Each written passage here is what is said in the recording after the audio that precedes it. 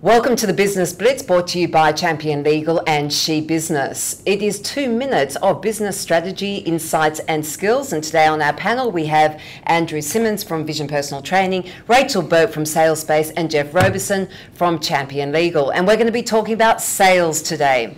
So I'm going over to our expert, Rachel. I often hear people talk about being a natural salesperson. They're born to sell ice to Eskimos. In fact, I've heard people say this about you. Is sales, or an ability to sell, something that people are born to do? I think sales is something that comes easily to some people because they love to connect with others. They have a desire to serve and they give themselves permission to be influential. Because sales comes under 3 different headings. Some people think of themselves as salespeople, some people think of themselves as influencers, and some people just like to consider themselves as really exceptional communicators. So if you have a love of any of those 3 things, then it makes it really easy for you to sell. Love that idea. Geoff, we were talking earlier on about the professional services and how that's changed over the years. Do you have salespeople, communicators or influencers in your legal firm? I think we have all of the above, but it has become far more scientific in recent years as I see it. I mean, we do a lot of transactional work, for example, but you can't just do that job for a client anymore. You need to know the client and you need to become an influencer.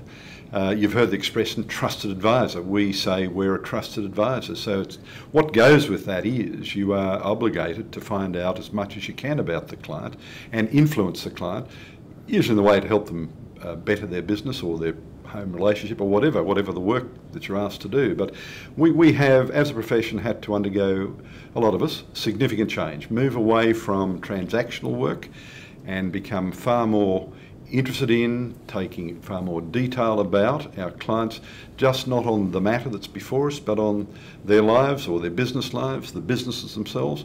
We spend an inordinate amount of time now prior to doing any work. If a company comes in, we look at the web page, we go look at the blog, we look at the newsletter, we do a company search to see the names of the directors, their birth dates, their places of birth.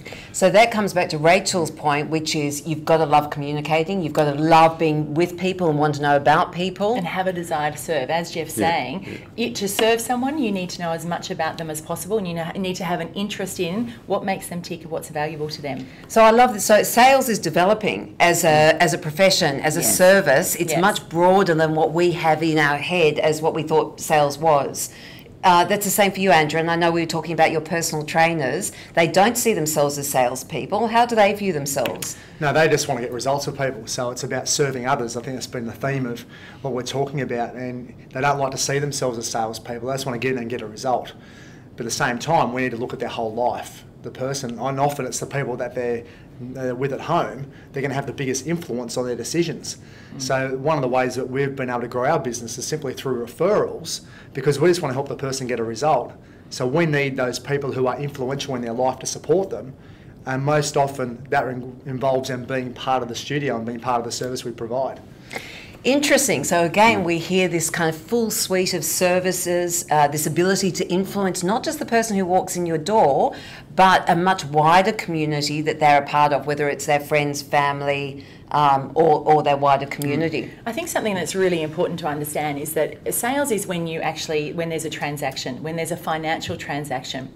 So when you give things away, it's a gift. But as soon as there's a financial transaction, then it is a sale. And so it doesn't matter what industry we're in. Basically, if we're taking money for something that we're giving somebody, then we're making sales. So people have to really start understanding that you need to be the type of person who people find it very easy to buy from.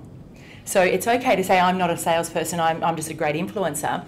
But as soon as someone is going to give you their money for something, they have a very high expectation of what they expect you to be when they're speaking with you in that sales type of conversation. And if you're not that person, then you can be a huge disappointment. And even though they desperately want to work with you, they can very often say no.